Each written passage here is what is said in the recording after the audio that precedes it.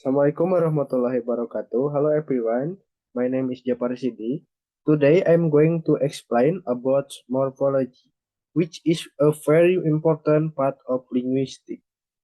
Jadi hari ini saya akan menjelaskan tentang morfologi, yaitu salah satu cabang linguistik yang mempelajari struktur kata. Oke, kita next. Introduction, morphology.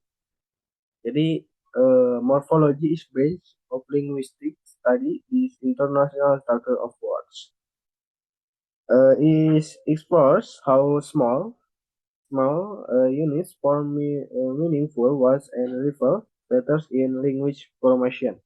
Understanding morphology is essential for language analysis, involving conversation and learning new language. Seperti itu. Jadi kita next. Nah, what's morphology? Morphology, how words are from similar, meaningful parts called morphemes. It context phonology, syntax, and semantic to provide a comprehension understanding of language structure. Jadi si morfologi ini adalah studi tentang bagaimana kata dibentuk dari unit-unit terkecil yang disebut morfem. Unit-unit terkecil yang memiliki makna yang disebut morfem. Oke. Kita next. Nah, for example di sini morfem itu adalah contohnya seperti unbreakable. Unbreakable. Nah, the words unbreakable consist, for example-nya unbreakable.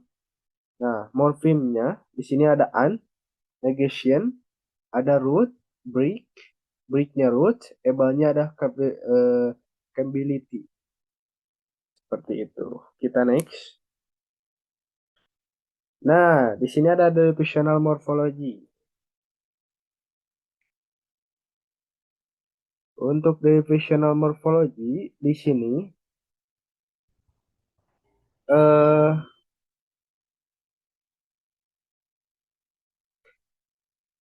adalah from use word by ending affix, then often change the words meaning or syntax category. Jadi morphology divisional morphology ini yang membentuk kata baru dengan menambahkan fiksi atau affix, maksudnya affix yang mengubah arti atau kelas kata. Yang membentuk kata baru ini yang disebut divisional morphology. For example, di sini ada heavy. Nah, adjektif happy kalau ditambah ness jadi happiness. Nah, ini jadi noun. Asalnya adjektif jadi noun, happiness seperti itu.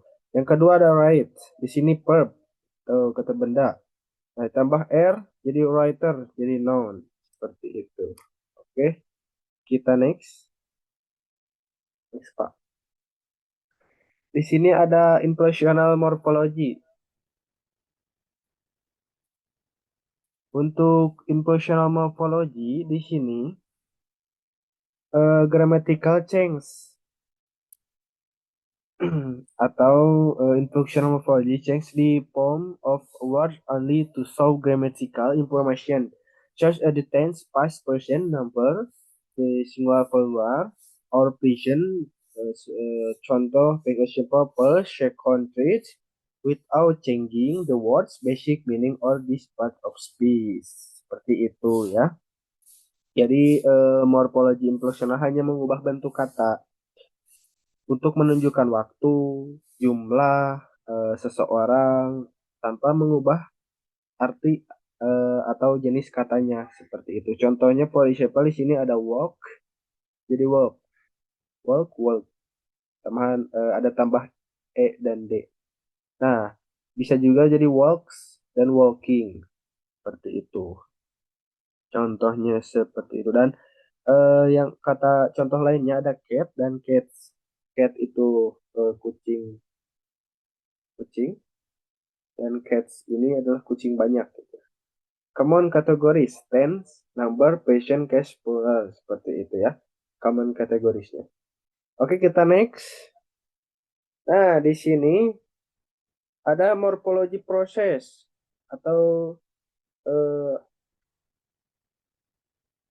ya morphemes maksudnya. Nah, ada morphemes di sini. Morpheme the smells of the meaning. Kelihatan. Nah, di sini ada morpheme. Nah, morpheme are the smalls units in language that carry meaning. Jadi si morpheme ini adalah unit terkecil dari sebuah kata yang memiliki makna. Itu disebut morpheme seperti itu. Eh, Gimana sih maksudnya? Langsung aja ke contohnya. Di sini ada polysample cat dan run. Ini primorphemes atau morfem yang berdiri sendiri. Kita perdalam ya. Sini kita next. Nah, di sini ada primorphem dan bonemorphemes. Perbedaannya, kalau primorphemes di sini, primorphemes contohnya atau for example, dog, run, eat, uh, H, AH. Nah, kalau primorphem ini berdiri sendiri, tapi kalau bonemorphem ini harus menempel pada kata yang lain. Contoh, eh, bonemorphems, an, ed, and ing. For example, unhappiness. Nah, heavy di dalam kata unhappiness, happy ini adalah primorphem. Kalau an dan ness-nya dari dari awalan dan akhiran itu yang disebut bone morpheme. An dan ness-nya itu adalah bone morpheme. Seperti itu perbedaannya ya. Oke, kita next.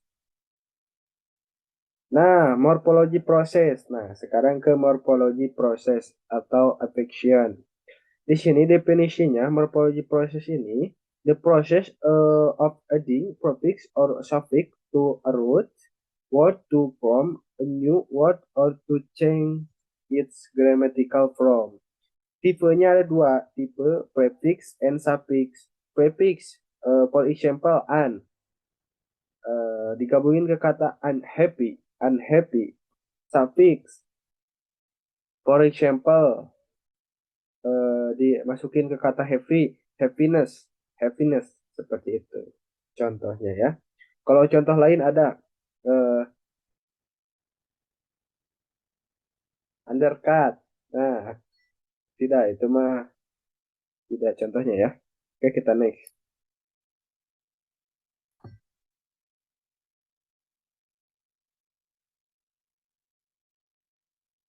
Oke, di sini ada order morphological process. Di sini untuk contohnya dia ada compounding.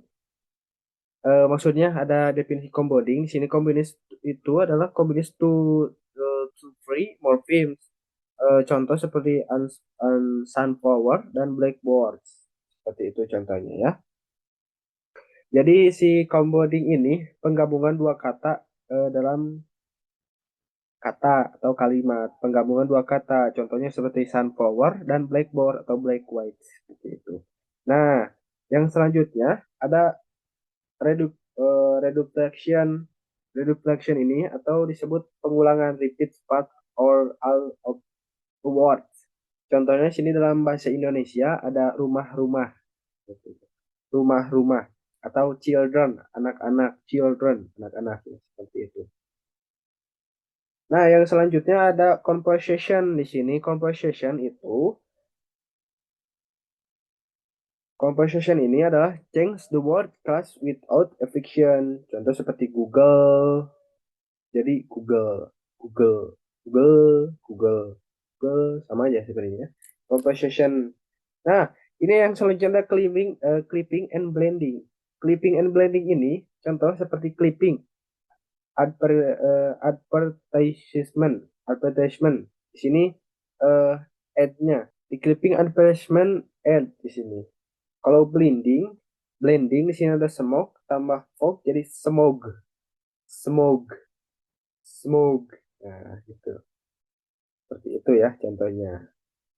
Nah, yang selanjutnya di sini ada example in English and Indonesia. Nah, contoh di English, affection. For example, for English, affection. For example, di sini ada here rewrite, and teacher, teacher. Nah, itu untuk affectionnya. Tapi untuk compounding, for example, textbooks and firefighter, Mortal Kombat, firefighter. Yes. Yang selanjutnya ada for example for Indonesian. Fiction for Indonesian dimakan atau dalam bahasa Inggris be eaten. Di sini ada dimakan be eaten and perjalanan atau journey perjalanan per. Nah ini pernya itu adalah uh, topik pernya topik dan jalan ini route dan and-nya ini adalah suffix seperti itu ya. Nah, untuk reflection di sini ada contohnya ada anak-anak atau children dan buku-buku dan books gitu ya. Nah, untuk selanjutnya di sini untuk conclusionnya, conclusionnya di sini eh morphology over instinct I saw how was all formats. Nah, untuk morphology lo untuk fungsinya, divisional process create new words, inflectional process modify grammar. Seperti itu. Nah, universality di sini untuk universality-nya ada morphemes and morphology process and universal to good to good. Their use varies across language. Seperti itu. Jadi kesimpulan bahasa Indonesia, morphology ini untuk membentuk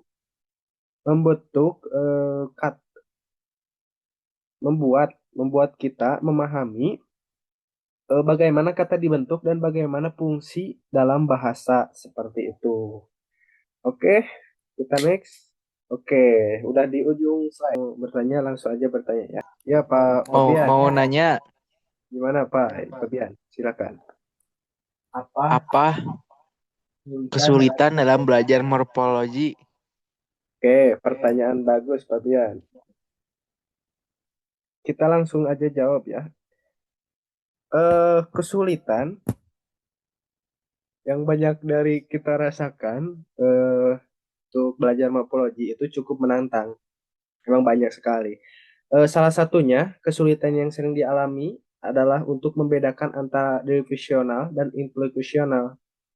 Nah, tapi saya punya cara sendiri yang gampangnya, Fabian. Di sini, derivational itu mengubah arti. Nah, kita kesimpulkan aja. Kalau derivational itu untuk mengubah arti atau jenis kata, sedangkan si inflectionalnya itu cuma untuk mengubah bentuk bentuk si katanya atau untuk kebutuhan grammar maksudnya itu si mengubah bentuk kata untuk kebutuhan grammarnya seperti tenses atau jumlah.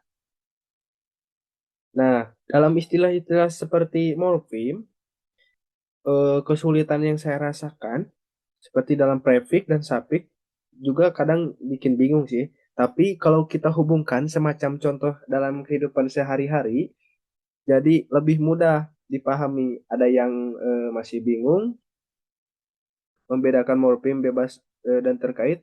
Nah, tenang, saya ada tipsnya. Di sini coba aja kalian tanya kepada diri sendiri, kata ini bisa berdiri sendiri atau enggak. Nah, di situ kalian akan berpikir dan akan menemukan jawabannya. Seperti itu. Eh, oke, mungkin sekian jawabannya. Apakah sudah jelas, Kang Fabian? Jelas sekali, Pak. Oke, terima kasih Kang Fabian ya. Mungkin sekian dari presentasi saya. Mohon maaf kalau ada salah kata dan terima kasih telah datang di Zoom kami ya. Assalamualaikum warahmatullahi wabarakatuh.